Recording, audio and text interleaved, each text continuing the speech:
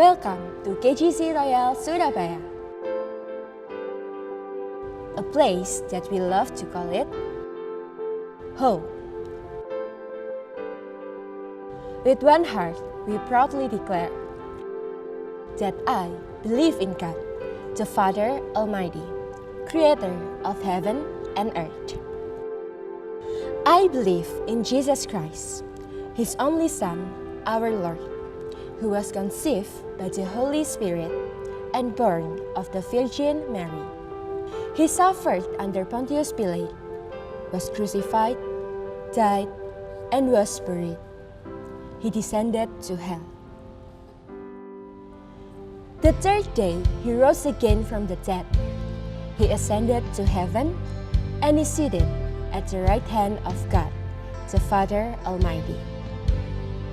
From there, He will come to judge the living and the dead. I believe in the Holy Spirit, the Holy Church, the communion of saints, the forgiveness of sins, the resurrection of body, and the life everlasting. Amen. In one faith and one heart, we are living as a body of Christ because of His gospel of the kingdom. Proverbs 22, verse 6. Train up a child in the way he should go, and when he is old, he will not depart from it. Gospel must get younger. Let's make it fun, make it meaningful.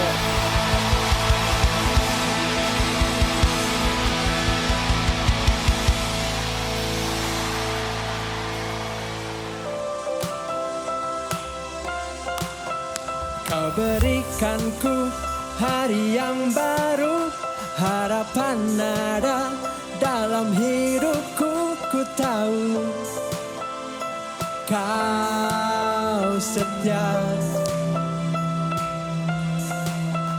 dalam langkahku. Kau pun beserta lewati malam, Kau pun Kau ada, tak pernah Kau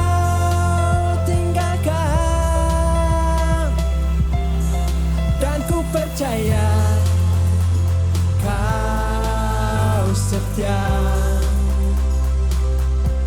Biar ku memandang semua kebaikan-Mu. Kau yang puaskan hasrat hatiku, semua yang mustahil Kau jadikan baru. Kasih-Mu besar, Yesus Tuhanku,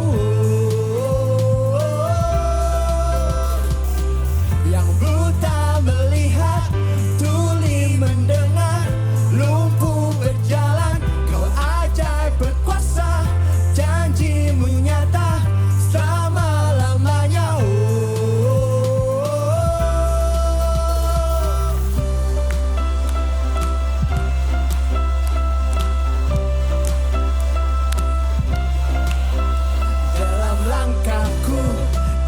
Beserta lewati malam, Kau pun Kau ada, tak pernah Kau tinggalkan.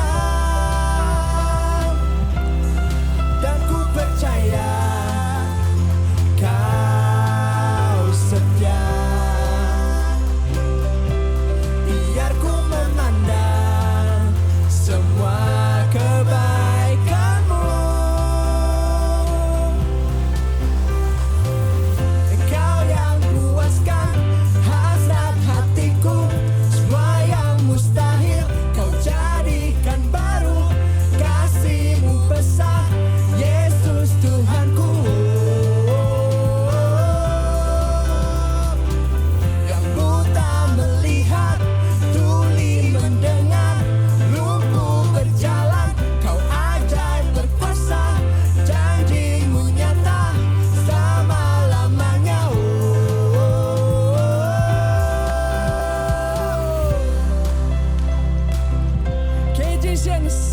Kita percaya bahwa Tuhan adalah satu-satunya pengharapan kita, amin. Tidak ada yang mustahil bagi Dia. Tidak ada masalah yang tidak dapat diselesaikan bersama dengan Tuhan. Tidak ada satu penyakit yang tidak bisa diselesaikan oleh Tuhan. Karena itu Kejisians, percayalah kepada Tuhan selalu. Letakkan pengharapanmu hanya kepada Tuhan. Karena Dia sudah menyelesaikan semuanya. Bahkan yang terbaik, Dia sudah menebus dosa kita, mengampuni kita, mengangkat kita menjadi anaknya. Thank you Lord. Come on Kejisians.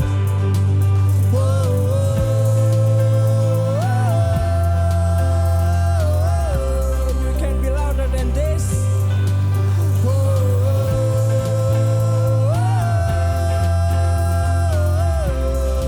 Sekali lagi.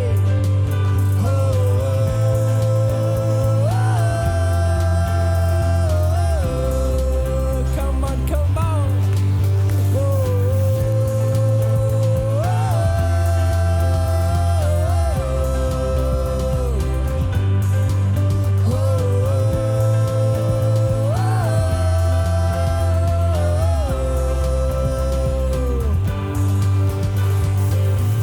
Kau yang puaskan hasrat hatiku, semua yang mustahil Kau jadikan baru. Kasih-Mu besar, Yesus Tuhanku. Yang buta melihat, tuli mendengar, lumpuh berjalan, Kau ajaib berkuasa, janji-Mu nyata selama-lamanya.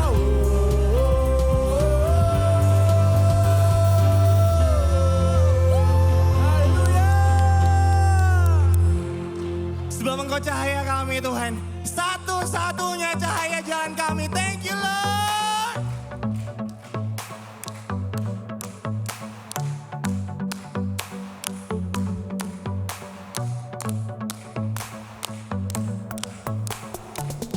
Dalam kegelapan aku melangkah, tak dapat melihat cahayanya.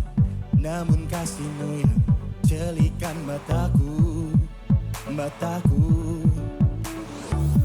Dalam kegelapan aku melangkah, tak dapat melihat cahayanya. Namun kasih-Mu yang jelikan mataku. Untuk selamanya hanyalah Engkau cahaya bagiku. Kau pengharapan satu-satunya, oh Tuhan. Yesus, mudah ku beriman padamu. Engkau setia, Yesus. Karenamu ku dapat melihat maju ke depan. Dalam rencananya aku melangkah, tak lagi melihat ke belakang. Namun kasih-Mu yang jelikan mataku. Untuk selamanya hanyalah Engkau cahaya bagiku. Kau pengharapan satu-satunya, oh Tuhan. Oh Yesus, mudah ku beriman padamu. Engkau setia, Yesus.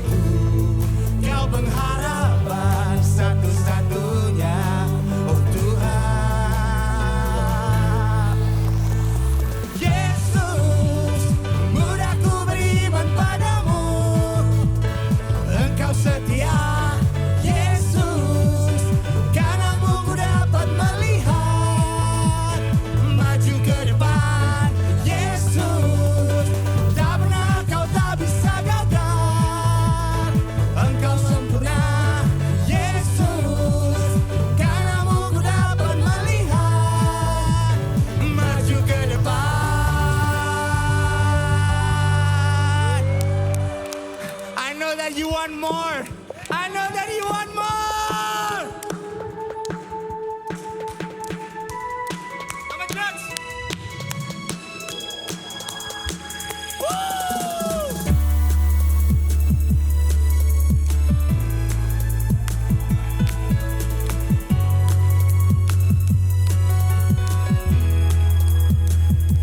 Everybody. Kekuatanmu besar, kemuliaanmu dahsyat, Tuhan dalam hidupku. Let's sing together, come on church.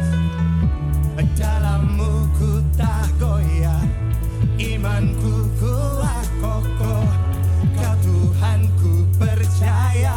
Everybody, lift up your hand. Bersorak-sorai, Engkau sumber segalaku, satu-satunya harapanku, tinggal dalam-Mu dan Engkau di dalamku, dan kini ku nyatakan Kaulah Tuhan. Are you ready? Hey, hey, hey. Hidupku di tangan pahlawan, selalu memberikan kemenangan. Takkan ku goyah dan gemetar, sebab kami tahu, sebab ku tahu, ku berakar di dalam Tuhan, bertumbuh besar dan berbuah di dalamnya. Kekuatanku,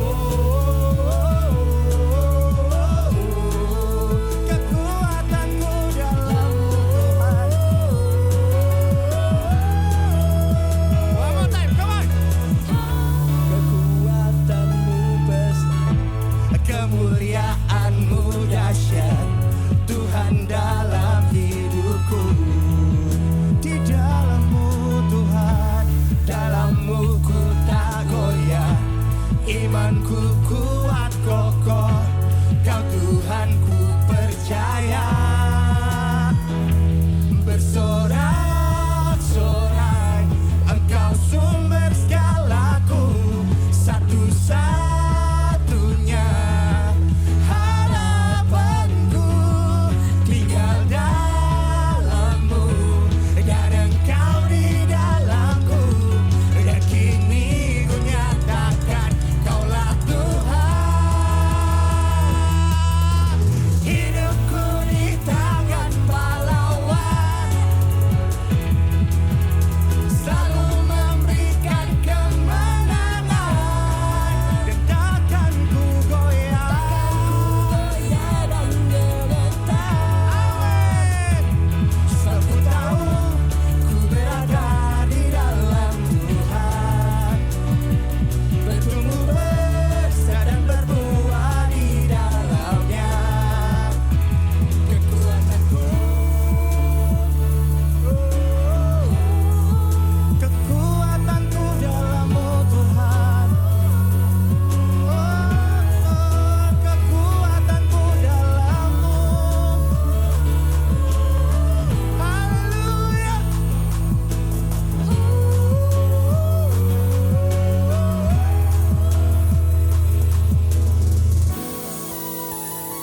Amin. Sebab Engkau Tuhan kami. Lift up your hand. Bersorak-sorai, Engkau sumber segalaku, satu-satunya harapanku, tinggal dalam-Mu dan Engkau di dalamku, dan kini ku nyatakan Kaulah Tuhan. Sehidupku, hidupku di tangan pahlawan,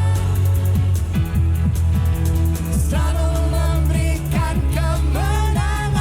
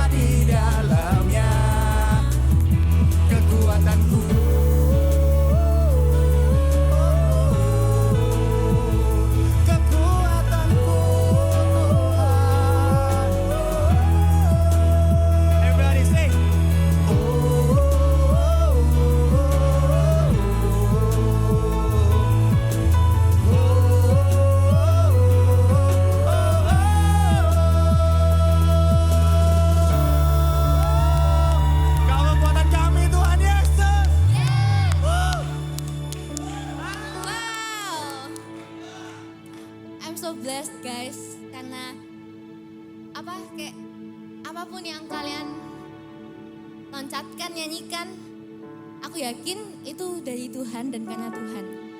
Dan kali ini kita bakalan sama-sama menyembah Tuhan dengan lagu yang baru. Dengan pastinya aku percaya bahwa Tuhan akan bilang sesuatu ke kami semua. Dan di sini ada lirik di bridge-nya itu I surrender it all.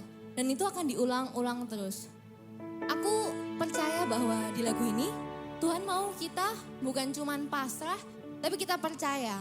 Dan kalau kita percaya itu, kalau misalnya ada masalah, kita nggak mungkin kayak, ya apa yo Tuhan, bisa nggak yo kayak benakno ini. Tapi kita bakal kayak, apa ya yang bakal Tuhan lakuin di hidup kita? Apa ya yang bakal terjadi gitu loh. Meskipun baik atau buruk di mata kita, pasti tetap rencana Tuhan yang berhasil. Jadi aku mau ajak kita buat sama-sama membuka hati dan sama-sama mengerti apa yang Tuhan maksud dalam hidup kita. Supaya kita juga bisa menyalurkan apa yang Tuhan maksud ke sesama kita. Let's worship Him. Mari selebrasi kasih Tuhan.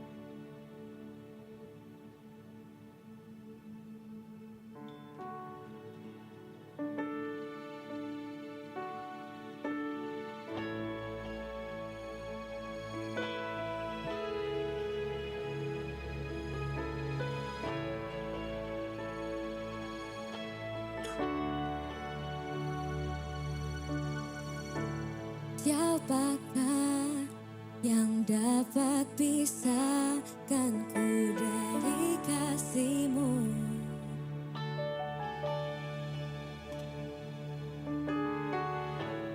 Tetesan darah-Mu buktikan besar cinta-Mu. Sedalamnya lembah di hidupku, Engkau datang mengambil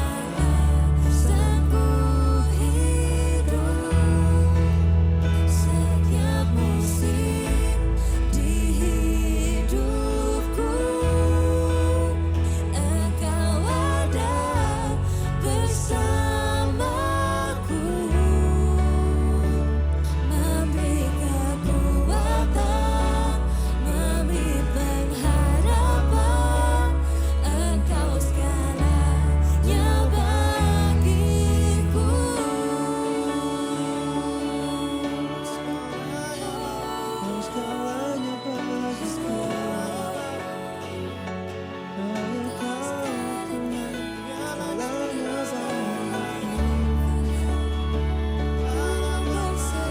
bagiku.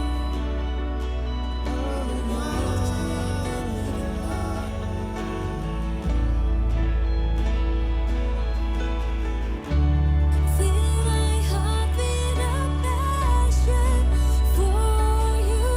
I surrender it all. I surrender it all. Fill my heart with a burning fire. I surrender it all. I surrender it all. Fill my heart with a passion for you. I surrender it all. I surrender it all. Fill my heart with a burning fire. I surrender it all. I surrender it all. Fill my heart with a passion for you.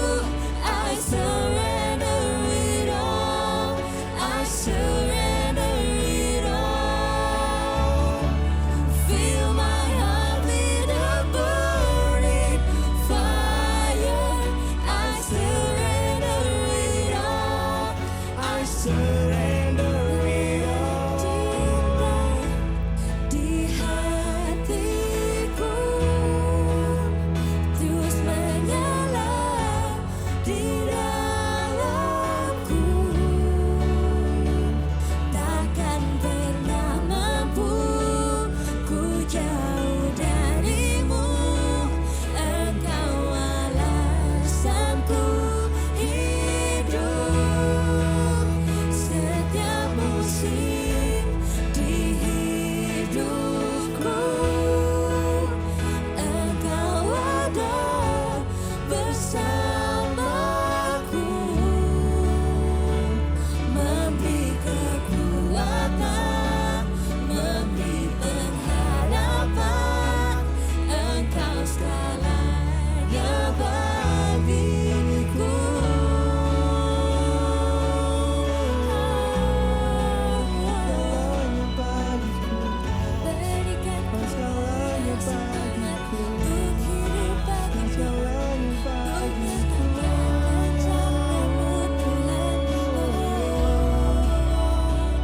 Hanya Kaulah segalanya.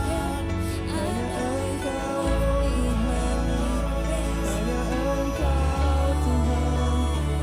Hanya Engkau Tuhan. Ku ingin Engkau. Kami mau pribadimu Tuhan. Tuhan Engkau Yesus. Penuhi hati kami. Penuhi hati kami.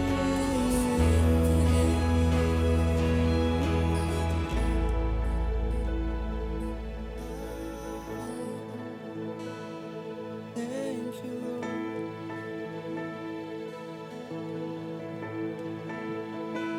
All we need is you, Lord. All we need is you, Lord. All we need is you, Lord. Jesus. All we need is you, Lord. All we need is you, Lord. All we need is you, Lord. Jesus. All we need is you, Lord. All we need is you, Lord.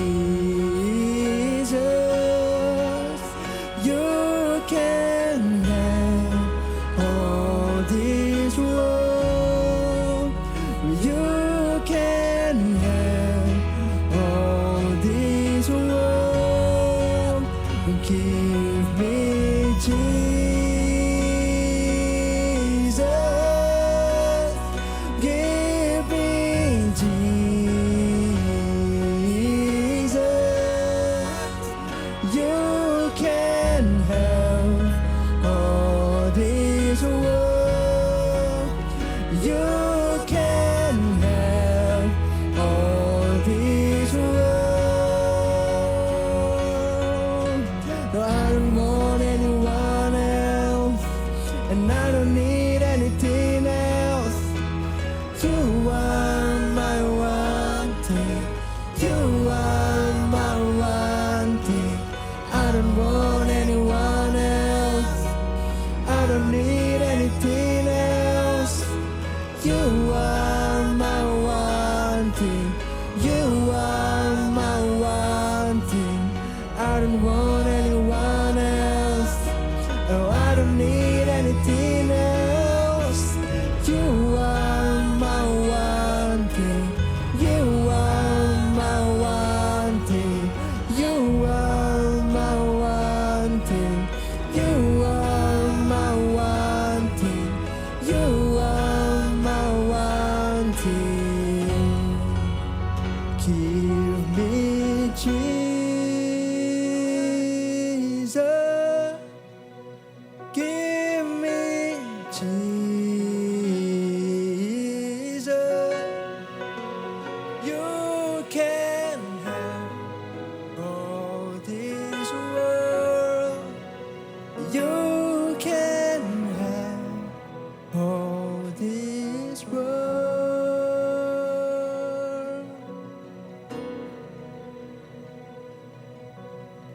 Terima kasih Tuhan Yesus buat berkat-Mu yang sudah Kau berikan buat kami hari ini. Kami bisa berada di tempat ini dalam keadaan sehat, dalam keadaan utuh dan tanpa kurang suatu apapun. Terima kasih juga Tuhan, kiranya benar-benar Tuhan Engkau yang ada di dalam hati kami. You became our only thing and tetap Tuhan Engkau yang satu-satunya bertata di dalam hidup kami. Sekarang kami juga mau memberikan persembahan Tuhan, kiranya Engkau berkati persembahan kami. Supaya persembahan kami dapat memperluas kerajaan-Mu dan mempermuliakan nama-Mu lebih lagi. Terima kasih Tuhan, kami serahkan semuanya ke dalam nama-Mu, di dalam nama Yesus kami sudah berdoa dan mengucap syukur, haleluya, amin. Shalom Kejicians. Nah buat minggu ini persembahannya persembahan biasa ya teman-teman, yang reguler, jadi nanti akan ada usher yang membagikan kantong. Selamat menabur.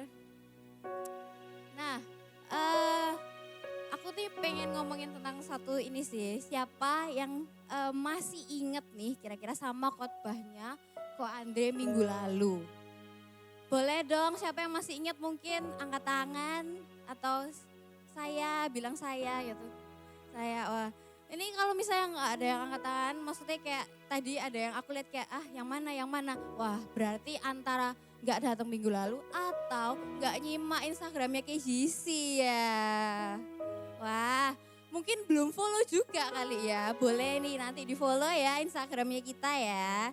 Supaya kalian bisa dapet juga. Biasanya kalau di hari Senin itu kita ada recap khotbah, terus ada konten-konten menarik yang lainnya. Yang pastinya memberkati juga dari mimin-mimin kita semua. Yeay. Nah, ngomong-ngomong soal khotbahnya Ko Andre, aku nih kemarin paling dapet banget itu kan bahas kerukunan nih ya kemarin. Karena Indonesia kan Bhinneka Tunggal Ika, beda-beda tetap satu.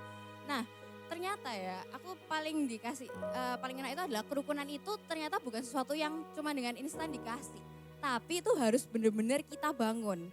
Nah, tapi guys, ternyata kita bangun itu Tuhan juga gak membiarkan kita sendiri. Tapi dengan kasihnya Dia yang memampukan kita. Sehingga kita jadi bisa benar-benar mengasihi, kita bisa menjaga kerukunan bahkan sama orang-orang yang mungkin kita merasa gak cocok atau kita merasa orang ini rese orang ini gitu ya mungkin. Nah pertanyaannya itu adalah apakah kasih itu, Tuhan itu sendiri sudah jadi hal yang paling berharga dalam hidup kita Takejicians? Atau mungkin masih ada hal-hal lain yang kayak masih mengganggu atau ya jadi menomorduakan kasih dan Tuhan itu sendiri deh. Nah boleh ya teman-teman kita koreksi hati lagi ya. Nah sembari kita mengoreksi hati juga, kita mau sama-sama baca ayat kita hari ini ada di 1 Korintus 13 ayat 1 sampai 13. Boleh mengundang semua Kejicians buat berdiri ya teman-teman semua. Boleh dibuka Alkitabnya atau mungkin kalau yang nggak ada bisa lihat di belakang sini. Oke, mari kita baca sama-sama. 1 Korintus 13 ayat 1 sampai 13. Sekalipun aku dapat berkata-kata dengan semua bahasa manusia dan bahasa malaikat, tetapi jika aku tidak mempunyai kasih, aku sama dengan gong yang berkumandang dan canang yang gemerincing. Sekalipun aku mempunyai karunia untuk bernubuat dan aku mengetahui segala rahasia dan memiliki seluruh pengetahuan, dan sekalipun aku memiliki iman yang sempurna untuk memindahkan gunung, tetapi jika aku tidak mempunyai kasih, aku sama sekali tidak berguna. Dan sekalipun aku membagi-bagikan segala sesuatu yang ada padaku, bahkan jika menyerahkan tubuhku untuk dibakar, tetapi jika aku tidak mempunyai kasih, sedikit pun tidak ada faedahnya bagiku. Kasih itu sabar, kasih itu murah hati, ia tidak cemburu, ia tidak memegahkan diri dan tidak sombong. Ia tidak melakukan yang tidak sopan dan tidak mencari keuntungan diri sendiri. Ia tidak pemarah dan tidak menyimpan kesalahan orang lain. Ia tidak bersukacita karena ketidakadilan, tetapi ia bersukacita karena kebenaran. Ia menutupi segala sesuatu, percaya segala sesuatu, mengharapkan segala sesuatu, sabar menganggung segala sesuatu. Kasih tidak berkesudahan, nubuat akan berakhir, bahasa roh akan berhenti, pengetahuan akan lenyap. Sebab pengetahuan kita tidak lengkap dan nubuat kita tidak sempurna. Tetapi jika yang sempurna tiba, maka yang tidak sempurna itu akan lenyap. Ketika aku kanak-kanak, aku berkata-kata seperti kanak-kanak. Aku merasa seperti kanak-kanak, aku berpikir seperti kanak-kanak. Sekarang sesudah aku menjadi dewasa, aku meninggalkan sifat kanak-kanak itu. Karena sekarang kita melihat dalam cermin suatu gambaran yang samar-samar. Tetapi nanti kita akan melihat muka dengan muka. Sekarang aku hanya mengenal dengan tidak sempurna, tetapi nanti aku akan mengenal dengan sempurna, seperti aku sendiri dikenal. Demikianlah tinggal ketiga hal ini, yaitu iman, pengharapan, dan kasih. Dan yang paling besar di antaranya ialah kasih. Amin. So KGCians, please welcome KGC Royal Surabaya Home Pastor Koruben Apriliawan. Oke. Woo. Hihi. Thank you Vira sudah melit kita untuk baca ayat tema hari ini. Dan sebelumnya aku mau apresiasi juga buat teman-teman Praise and Worship. Wow, ini membuktikan kalau tanpa drummer pun kita bisa memuji Tuhan. Yay. Thank you guys. So, oke. Shalom KGCians. What's up? Gimana kabar? Baik ya, puji Tuhan. Aku harap semuanya dalam keadaan baik-baik. Misalnya nggak baik-baik juga nggak apa-apa. Kita tetap percaya Tuhan tetap pegang kendali dalam setiap hidup kita. Yay. So, beberapa minggu ini kita sama-sama membahas tentang kasih ya. Bulan lalu tema rock itu adalah Loving God. Nah, sedangkan bulan ini tema rock adalah Love One Another. Dan 3 minggu kemarin sudah dikemas dan disampaikan dengan sangat bagus dan dengan sangat baik oleh 3 home pastor di sini. So, puji Tuhan. So, langsung aja judul sharing hari ini adalah Nothing Without Love. We see. Oke. Seperti yang tadi kita udah baca di 1 Korintus 13 ya. 1 Korintus 13 ini dibagi jadi 3 segmen. Yaitu ada ayat 1 sampai 3 itu bicara tentang dampak kasih. Ayat 4 sampai 7 bicara tentang definisi kasih. Dan ayat 8 sampai 13 ini bicara tentang conclusionnya, tentang kesimpulan dari perikop ini. So langsung aja kita ke poin 1, dampak kasih.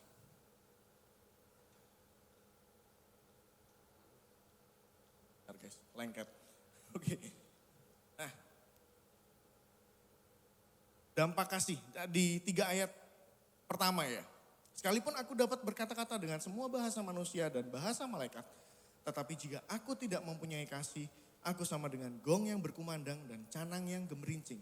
Sekalipun aku mempunyai karunia untuk bernubuat dan aku mengetahui segala rahasia dan memiliki seluruh pengetahuan, dan sekalipun aku memiliki iman yang sempurna untuk memindahkan gunung, tetapi jika aku tidak mempunyai kasih, aku sama sekali tidak berguna.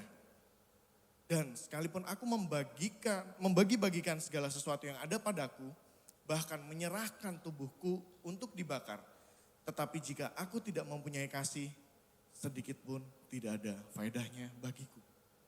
Nah, dari 3 ayat ini bisa kita sama-sama coba renungkan ya, ada muncul pertanyaan untuk kita semua. So, selama ini apa yang menggerakkan kita dalam melakukan sesuatu? Apa yang ngedrive kita, apa yang menjadi landasan kita melakukan segala sesuatu? Kita coba flashback dikit ya. Di minggu pertama, sermon dari Pastor Hizkia Setiawan, Philosophy. Apa yang mendasari kita saat mengasihi seseorang?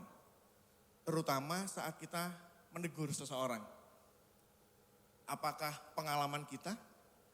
Apakah sudut pandang kita? Atau kita menegur berdasarkan keinginan kita? Padahal kita sama-sama belajar waktu di awal-awal waktu khotbah sermon Yakohis, itu dibuka dengan statement kasih adalah esensi kekristenan. Kita tidak akan pernah berhasil untuk beraksi dalam kasih tanpa terlebih dahulu kita mengerti tentang esensi kasih. So kita kalau misalnya menegur dengan tidak dilandaskan dengan kasih, otomatis endingnya bukan teguran. Nanti coba di belakang akan ada sedikit contoh lagi ya. Akan ada bukan kasih lagi, bukan hal yang membangun lagi sifatnya teguran itu. So, di minggu kedua, sermon dari Pastor Suntubi Doni Adua. Thank you best, saya comot ya. Siapakah sesamamu? Apa yang mendasari kita untuk saling mengasihi? Persamaan kita, value kita, ambisi kita mungkin. Atau kita hanya terpatok untuk mengasihi orang-orang tertentu. Nah, padahal kasih itu bukan hanya sebuah teori kan. Tapi itu sebuah aksi. Dan di sermonnya waktu itu, Kak Don sudah menjelaskan dengan sangat baik bahwa siapakah sesamamu? Ya semua orang. Tidak ada pilihan tertentu, tidak ada golongan tertentu, tidak ada bagian-bagian tertentu. Oh ini dikasih, ini enggak, ini separuh-separuh lah. Kadang kasih, kadang enggak. Enggak ada. Di sana semuanya sesama kita. Dan minggu kemarin, sermon dari Pastor Sentubi juga mungkin, Andre Setiawan. Doaku juga mungkin ya. Untung di minggu terakhir. Bhinneka Tunggal Ika. Oh dengan sangat bagus Andre membawakan juga. Apa yang mendasari kerukunan kita? Persamaan visi dan misi? Atau kita hanya mau rukun sama golongan tertentu? Padahal kerukunan itu harus diusahakan dan dibangun. Supaya segala berhala dalam hati kita akan ditunjukkan dan kita dapat masuk dalam proses pengudusan Allah. Sedikit sharing kemarin waktu komsel, waktu MC di belakang sama teman-teman. Ada satu pertanyaan yang kenapa sih kok kerukunan itu harus melalui pengudusan? Bukankah semua orang juga bisa rukun ya? Kayaknya tanpa harus pengudusan orang-orang bisa dengan sendirinya rukun. Tapi kita coba telah lebih dalam. Mereka rukun kan karena ada sesuatu. Ada agenda sesuatu yang mungkin tidak kelihatan di luar. Mereka hanya menerima golongan tertentu karena ada agenda tertentu.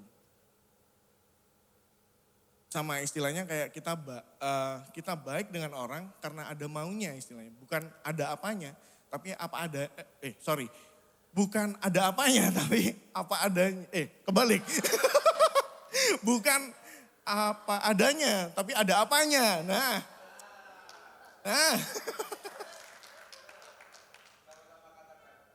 Apa adanya. Oke, kosakata baru.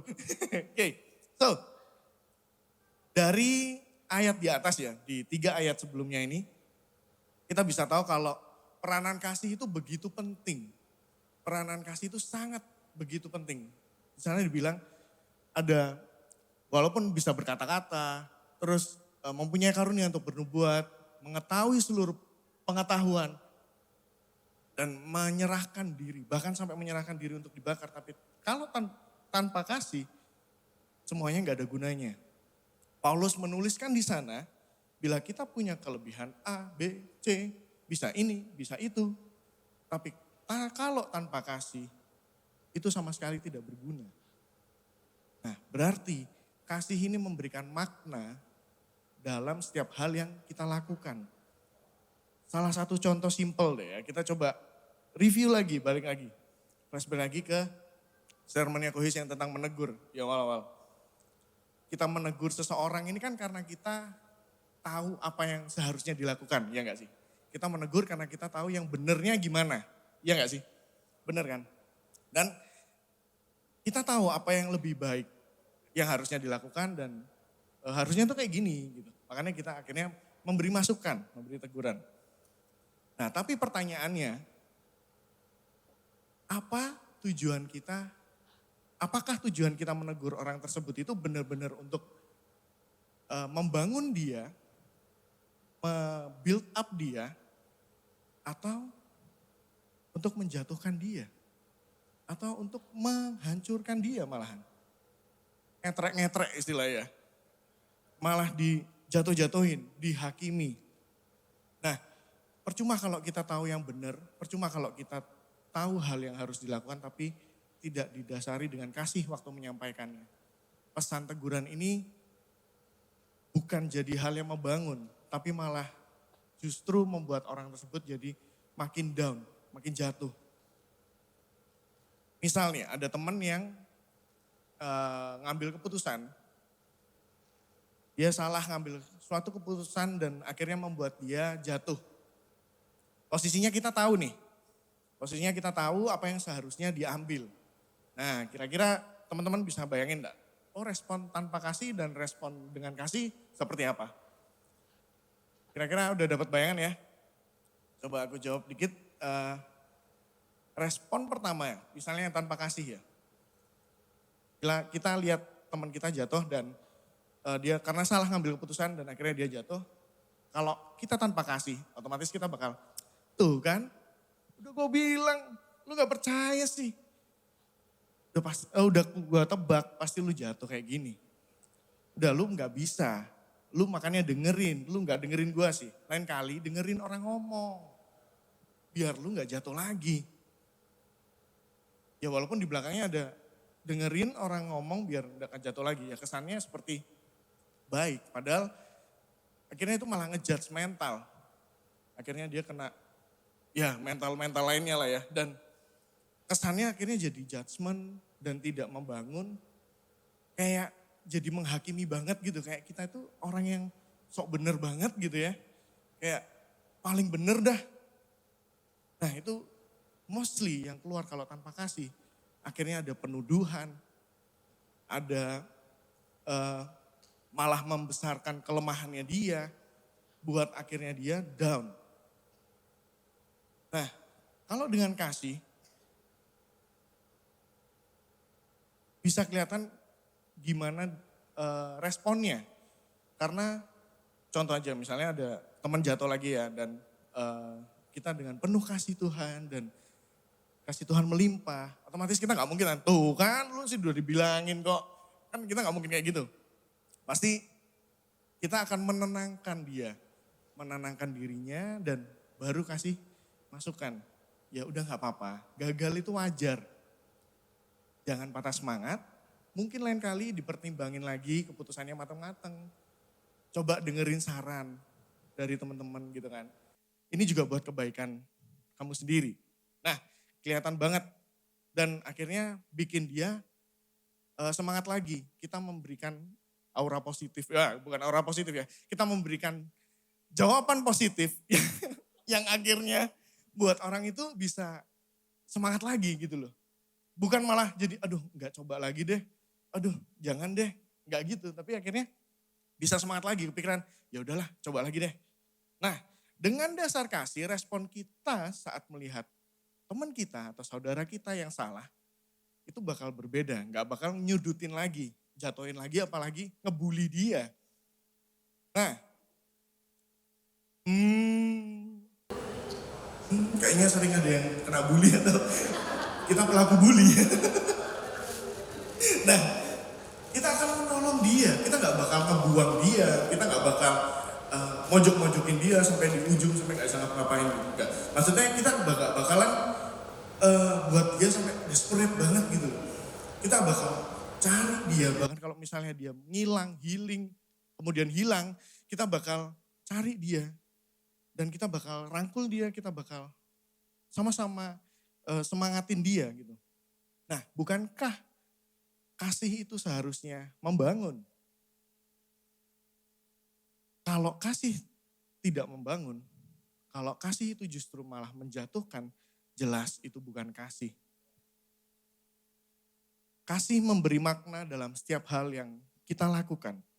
Dengan dasar kasih, cara kita menolong orang akan berbeda. Kita nggak bakal lihat, ini sesamaku bukan ya? Ini sama nggak ya? Enggak. Dengan dasar kasih, cara kita membangun hubungan, itu pun juga berbeda. Termasuk dalam cara berpacaran kita. Itu akan berbeda. Dengan dasar kasih, cara kita melihat dan meresponi kelemahan orang pun, itu akan berbeda. Bukan jadi bahan bulian, tapi gimana kita bisa berdampak untuk hidupnya sehingga dia bisa dealing dengan kekurangannya.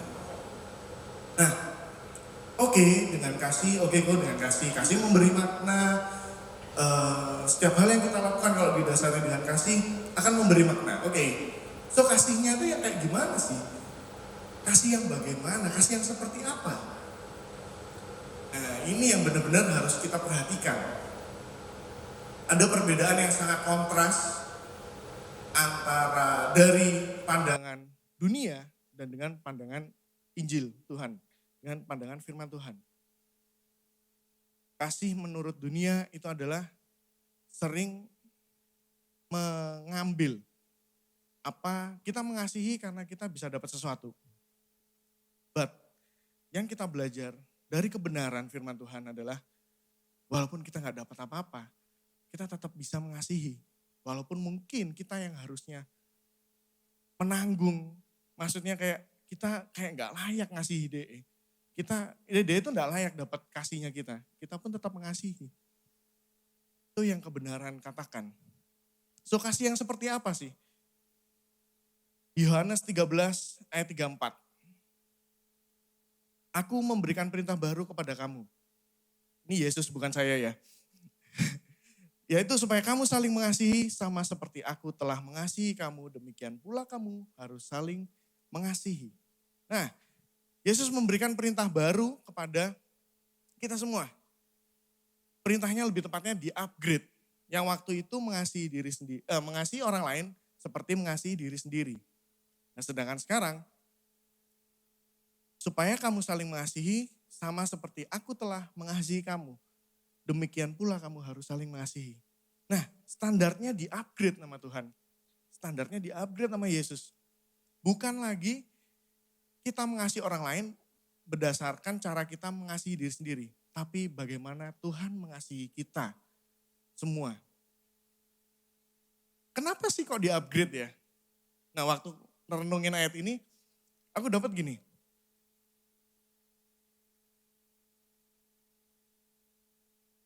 Kasih yang kita punya ini gak sempurna guys. Kita butuh kasih yang sempurna untuk bisa mengasihi orang.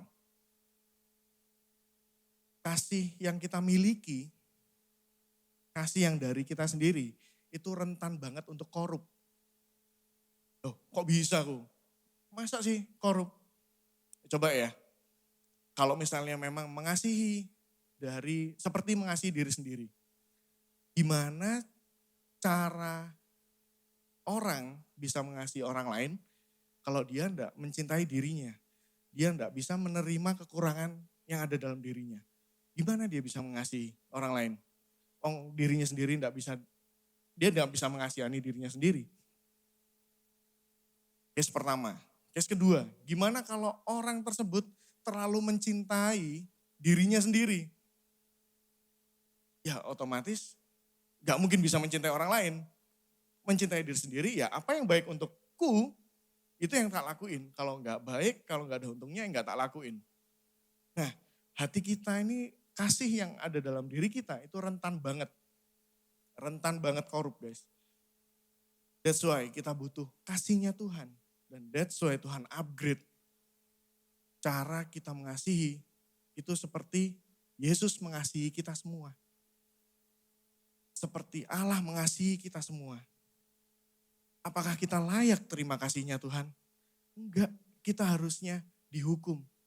Kita harusnya terima murka Allah karena dosa-dosa yang kita lakukan. Tapi karena kasihnya kita malah dianugerahkan keselamatan. Karena kasih Allah begitu besar buat kita semua. Kasih adalah esensi kekristenan. Seperti yang tadi Kohis bilang ya di sermon pertama kali, minggu pertama.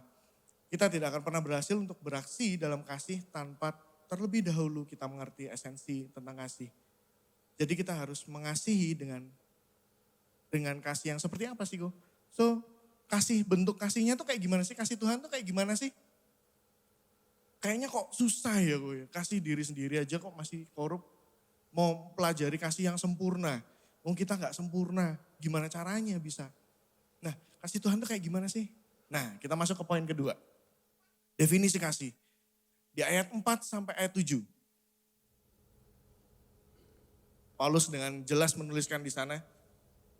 Gak ada perumpamaan, gak ada apa-apa, jadi kita pun harusnya bisa mengerti dengan jelas ya. Kasih itu sabar. Kasih itu murah hati. Ia tidak cemburu. Ia tidak memegahkan diri dan tidak sombong. Ia tidak melakukan yang tidak sopan dan tidak mencari keuntungan diri sendiri. Ia tidak pemarah dan tidak menyimpan kesalahan orang lain. Ia tidak bersukacita karena ketidakadilan, tetapi ia bersukacita karena kebenaran. Ia menutupi segala sesuatu, percaya segala sesuatu, mengharapkan segala sesuatu, sabar menanggung segala sesuatu. Nah, guys coba kita sama-sama renungin ya. Dari 4 ayat ini, ada satu pesan tersirat yang muncul di sana. Dari 4 ayat ini ada satu pesan tersirat yang muncul di sana. Tentang kasih. Kira-kira ada yang tahu? Apa pesan tersiratnya? Ada yang mau coba jawab? Ada yang mau coba jawab? Ada yang mau coba jawab? Kalau Kohis jawab udah selesai kita tutup khotbahnya. Ada yang mau coba jawab? Dari 4 ayat ini ada satu pesan tersirat tentang kasih. Nah kira-kira apa pesannya? Ada yang mau coba jawab? Apa men? Cerita tentang Tuhan, ya betul? Wow, thank you. Wow, terbaik. Nice, ada lagi? Ada yang mau coba lagi? Kak Yos. Lagi. Apa Yos? Wow, woo! Yes! Wow. Please welcome, Pastor Yosua. Oke. Wow, Yosua Yusuf. Ya, thank you guys. Benar, kasih bukan melulu tentang kita. Wis, sawanger. Pastor Yusuf. Loh iya. Gak apa-apa. Berarti pemuritannya Kak Don berjalan dengan baik nih. Wih, puji Tuhan. Ya, kasih bukan tentang kita. Bukan tentang diri kita sendiri. Kasih itu tentang orang lain. Tentang orang lain. Ya apa kok? Maksudnya ya apa tentang orang lain? Nah coba ya kita telaah lebih dekat lagi. Telaah lebih dalam lagi secara cepat. Boleh teman-teman coba mundurin slide-nya satu step. Nah. Ini ya di ayat 4. Kasih itu sabar, kasih itu murah hati, ia tidak cemburu. Itu dulu deh. Sabar. Gampang gak sih buat sabar? Wah, ngamuan semua berarti di sini. Oke. Nah, gampang gak sih buat murah hati itu? Pelit, ya betul. Nah, semua ini bicara tentang gimana kita ngadepin orang lain. Nah kalau misalnya kita sabar, coba ya, kalau kita bisa sabar, yang merasakan akibatnya, yang merasakan untungnya itu siapa sih? Kita apa orang lain? Apa? Orang lain ya. Nah, kalau kita murah hati pun yang merasakan, yang dapat keuntungan siapa? Orang lain. Nah, kasih itu bukan tentang kita. Kasih itu tentang orang lain. Kita coba lebih dalam lagi ya. Selama ini kan kita diajari love each other, ya kan?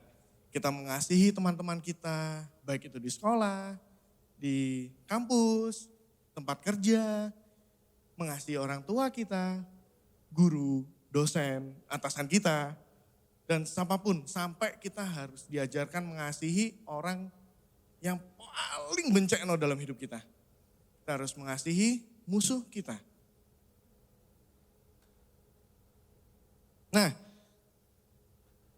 satu hal yang terbesit waktu ngerenungin ayat ini ya. Oke, kita kan mengasihi teman kita, mengasihi orang-orang yang bencana dengan kita mengasihi atasan kita mungkin, guru kita, orang tua kita dan lain sebagainya. Teman-teman yang mungkin sebaya lebih gampang gitu ya untuk dikasih. Nah, gimana gimana kasih kita kepada generasi yang di atas dan generasi yang di bawah?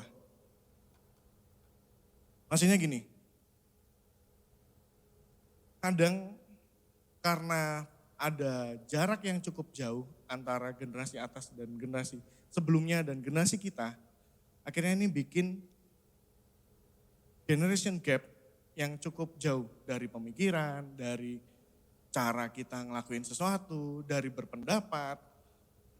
Akhirnya banyak banget hal yang akhirnya bikin kita sering crash. Sering gak bisa gato gitu ya. Sama-sama katakan gato. Gak bisa gato, gak bisa nyantol, gak bisa inline. Kadang karena apa? Karena dan seringnya kita menerima teguran dari generasi yang sebelumnya ya kan. Generasi yang lebih tua, kita sering dapat teguran, masukan, dan tidak jarang juga kita dapat teguran atau masukan dari generasi di bawah kita, dari adik-adik kita. Nah tapi masalah di setiap generasi adalah sebuah generasi cenderung selalu menganggap generasinya paling benar dibanding generasi sebelumnya, bahkan generasi selanjutnya. Ini masalah yang selalu ada dalam setiap generasi. Beberapa tahun terakhir aku baru ngerasain ya, maksudnya statement ini aku baru ngerasain dan iya benar juga ya.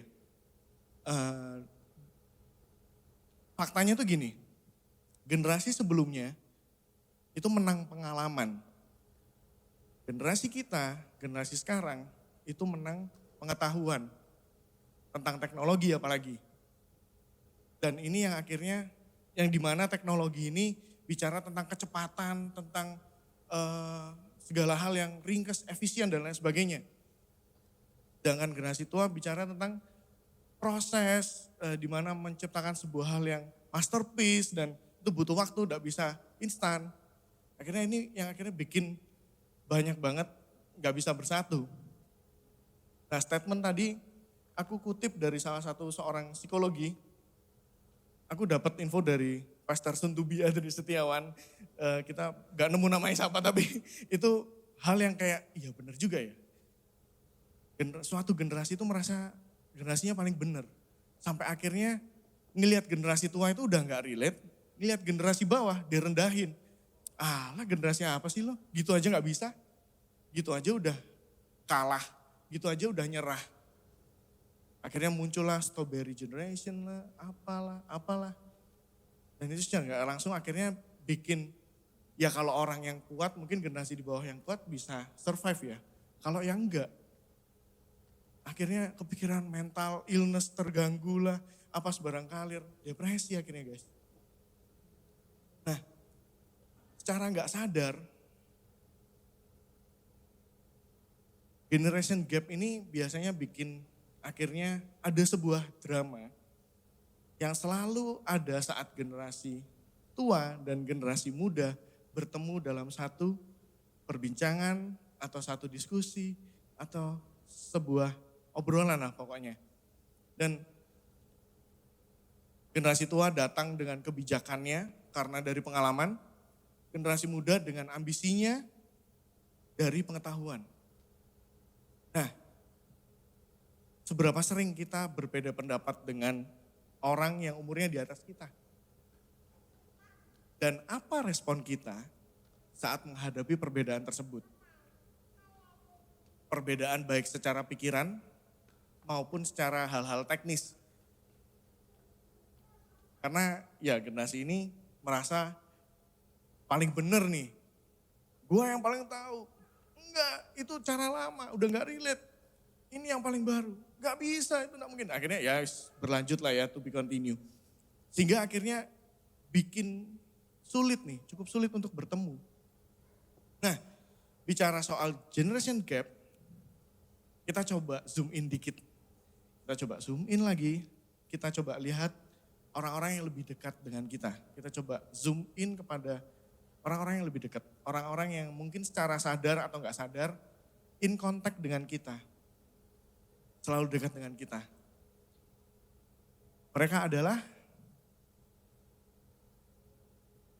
keluarga kita.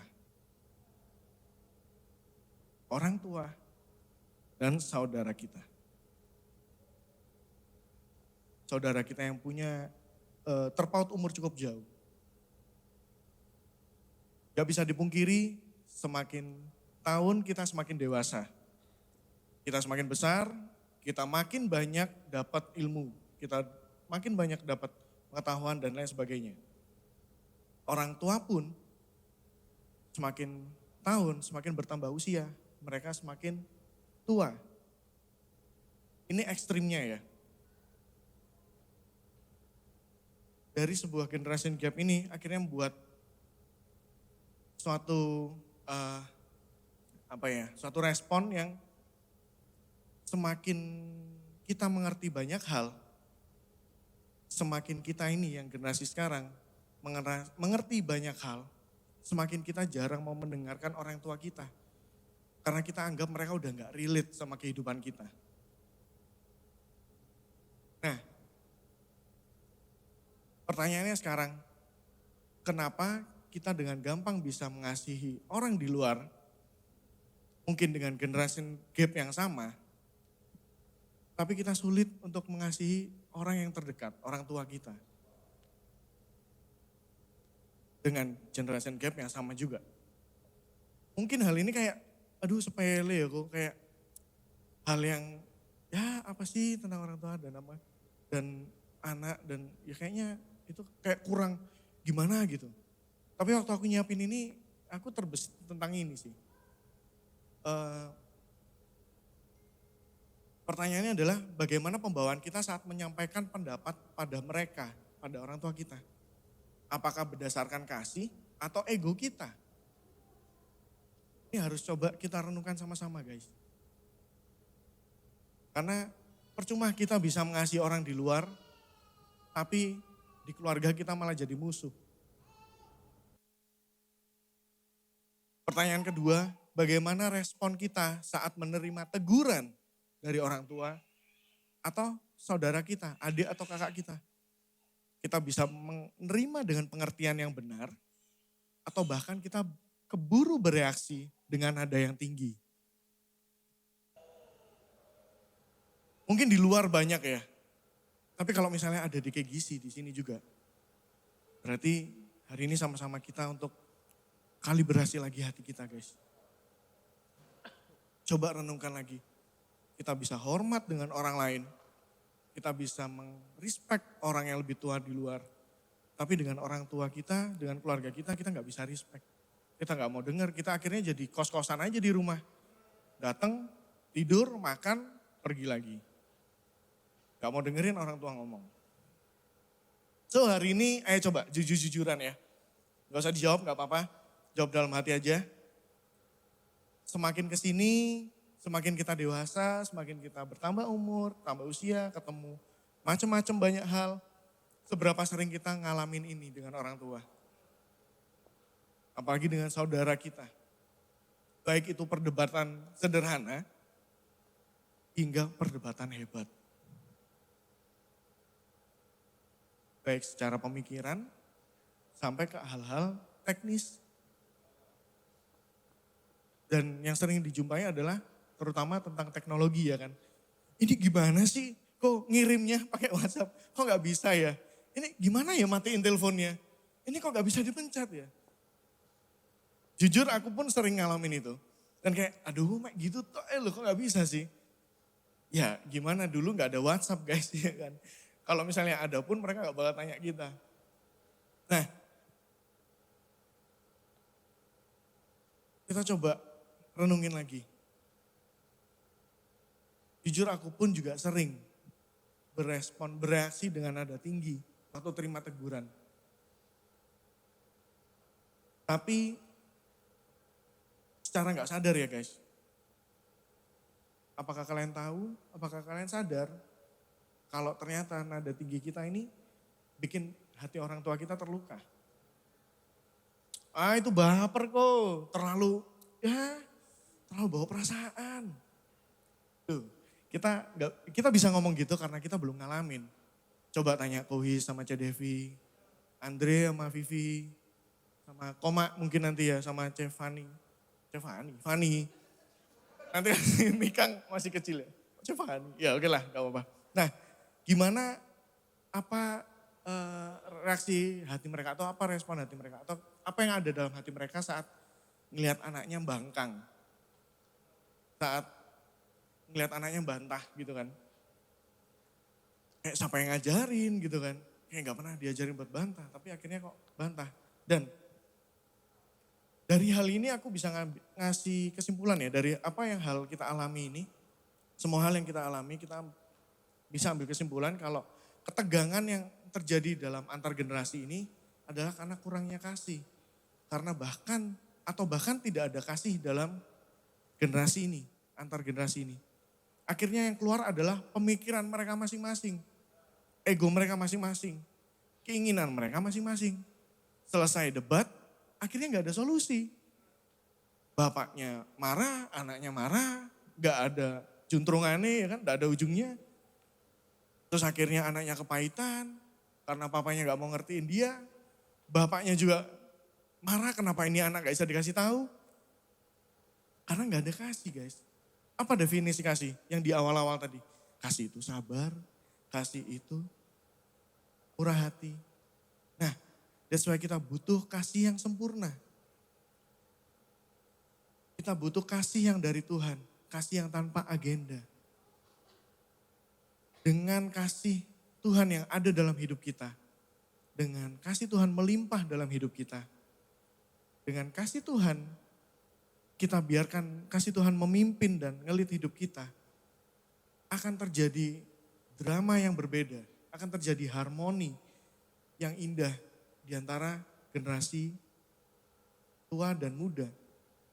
Mereka bisa menanggapinya dengan sabar, mereka bisa menanggapinya dengan murah hati, mereka tidak memegahkan pengalaman mereka nggak sombong dengan pengetahuan mereka. Seperti yang di definisi 4 ayat 7 tadi itu. Meskipun ada debat panas, meskipun ada debat besar, tapi hasilnya itu bukan kehancuran, bukan kekecewaan. Tapi hasilnya itu solusi yang membangun, solusi yang keluar adalah kehidupan, sebuah hal yang membangun. Paling simpel tadi ya contohnya, waktu kita diminta tolong sama orang tua kita tentang menjelaskan sebuah gadget atau sebuah sosmed atau sebuah apa, gimana caranya. Kalau kita dengan kasih, kita akan tuntun sampai orang tua kita ngerti. Begitupun dengan orang tua.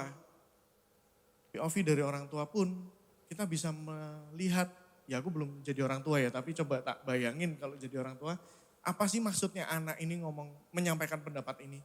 Kalau dengan kasih, dengan sabar, dengan definisi kasih, kita bisa ngerti apa sih tujuannya anak ini ngomong ini. Akhirnya ada sebuah diskusi dan keluarlah solusi.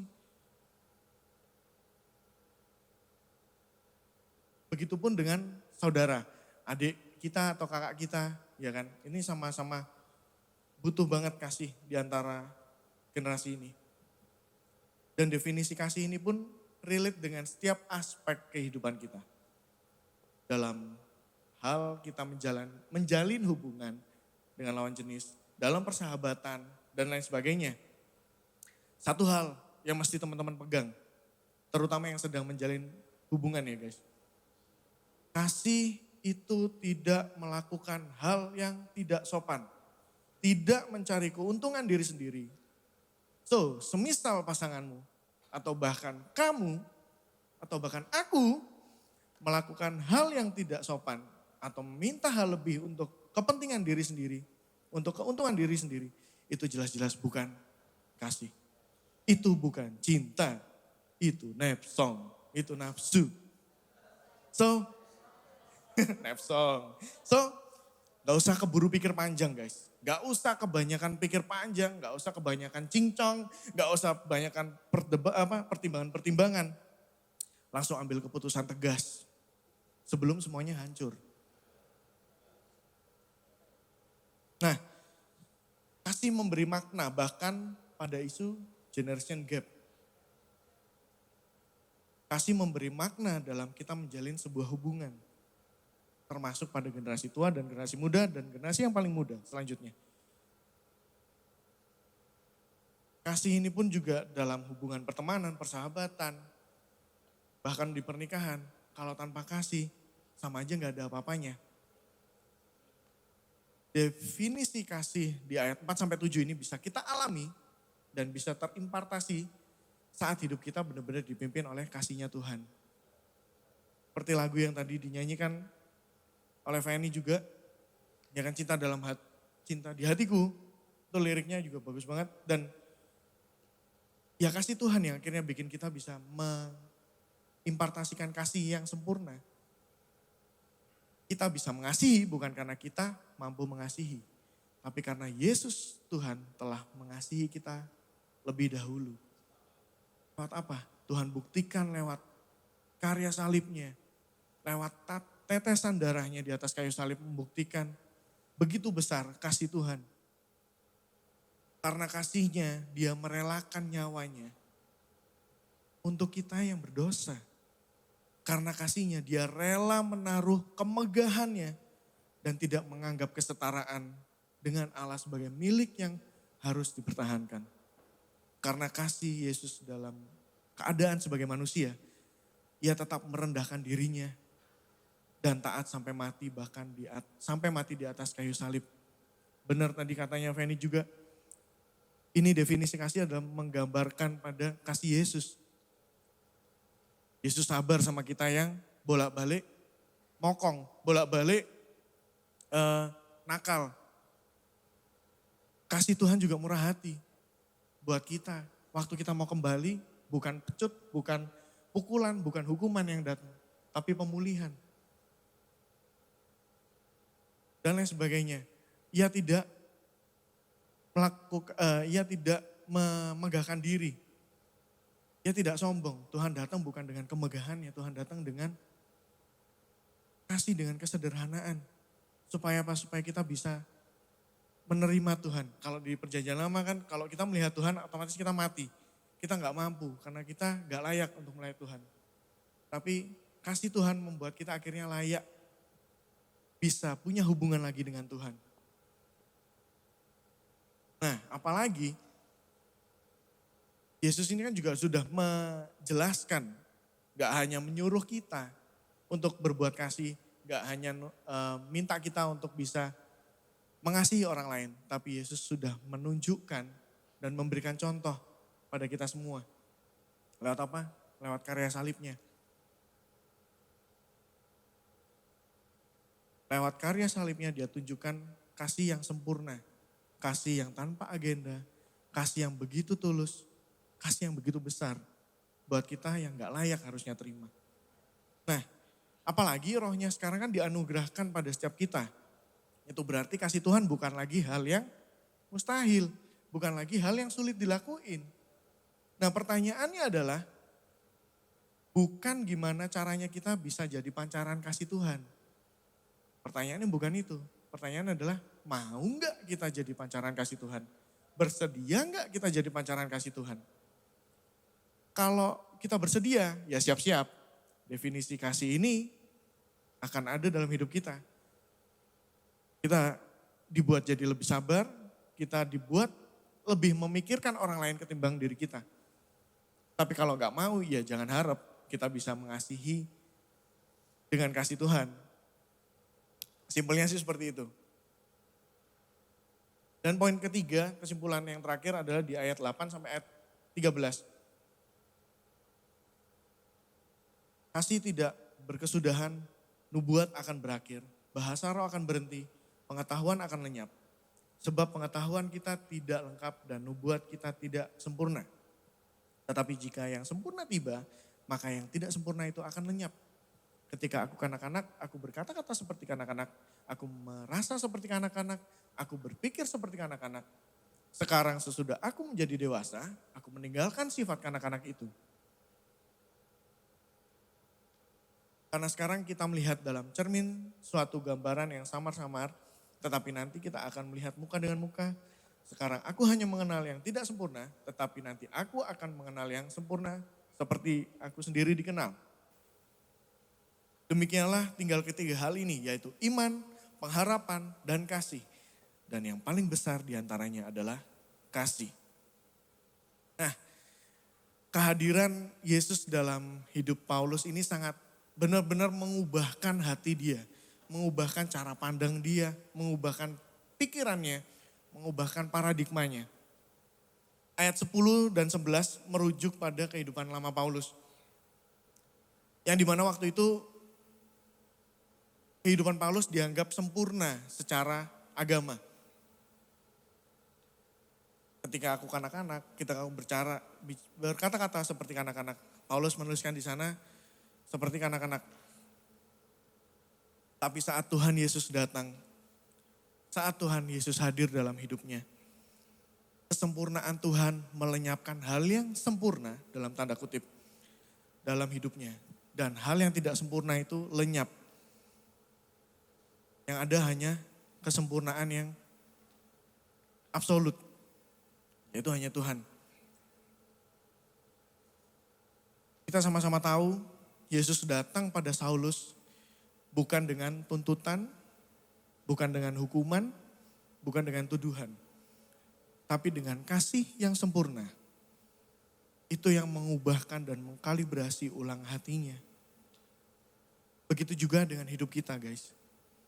Tuhan sangat mampu mengubahkan hidup kita, mengubahkan setiap hati kita. Kalau ternyata masih ada pertanyaan, kenapa kok masih sulit ya aku mengasihi? Kenapa kok masih sulit ya untuk sabar?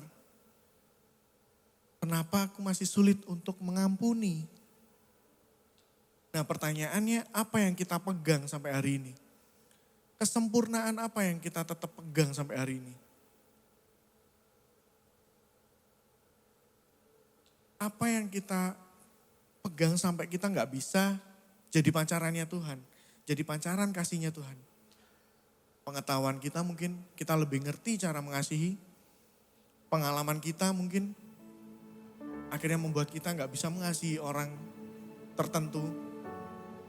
Pengalaman yang terlalu pahit mungkin yang akhirnya bikin kita nggak bisa mengasihi orang dengan tulus.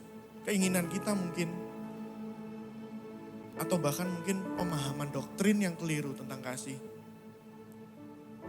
Coba sama-sama hari ini kita cross check hati kita. Kalau misalnya ada teman-teman yang masih merasa sulit untuk mengasihi, merasa berat, masih struggle untuk mengasihi. Mari sama-sama buka hati lebih lebar lagi. Dan biarkan kasih Tuhan, biarkan kasih Tuhan membalut teman-teman.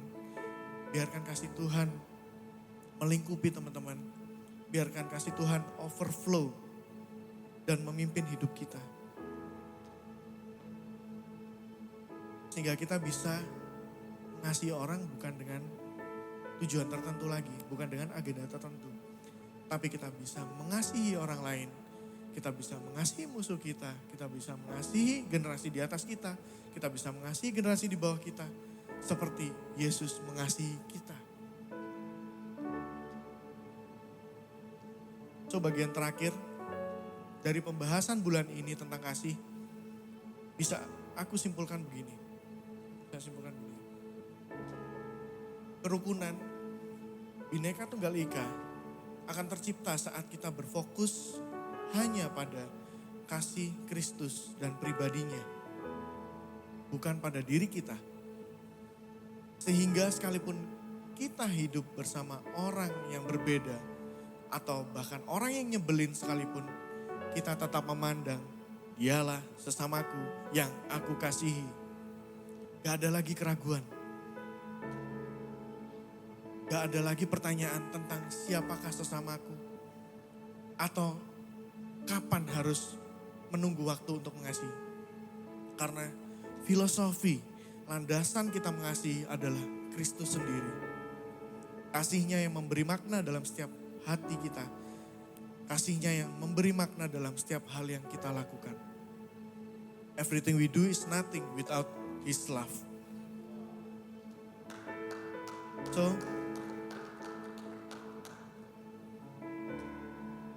let's pray. Tuhan, terima kasih. Aku mau berdoa Tuhan buat teman-teman yang mungkin di sini masih ada yang sulit untuk mengasihi orang lain, mengasihi musuhnya, atau bahkan mengasihi orang tua atau saudaranya. Tuhan, aku berdoa baik teman-teman yang ada di sini ataupun yang mendengarkan nanti di live streaming, Tuhan, biarlah kasih-Mu nyata pada setiap hati mereka ya Tuhan. Biarlah kasih-Mu benar-benar mengubahkan setiap hati mereka. Bahkan Kau biarkan kasih-Mu mengubahkan setiap hati kami ya Tuhan.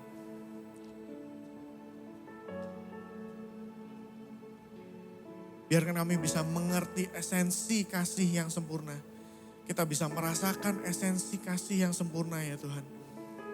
Kita bisa merasakan kasih yang sempurna yang daripada-Mu ya Tuhan. Ampuni kami Tuhan kalau kami masih sering milih-milih. Ampuni kami Tuhan kalau kami masih sering hanya mengasihi orang-orang tertentu. Atau bahkan ampuni kami Tuhan kalau kami masih kurang ajar sama orang tua kami. Kami tidak bisa mengasihi mereka. Ampuni kami ya Tuhan. Tapi sama hari ini kami mau sama-sama minta ya Tuhan. Biarlah kasih-Mu benar-benar membalut setiap hati kami. Sehingga kami pulang jadi pribadi yang berbeda. Kami benar-benar bisa menyatakan kasih-Mu ya Tuhan. Di rumah kami, di keluarga kami. Di tempat di mana kami berada ya Tuhan.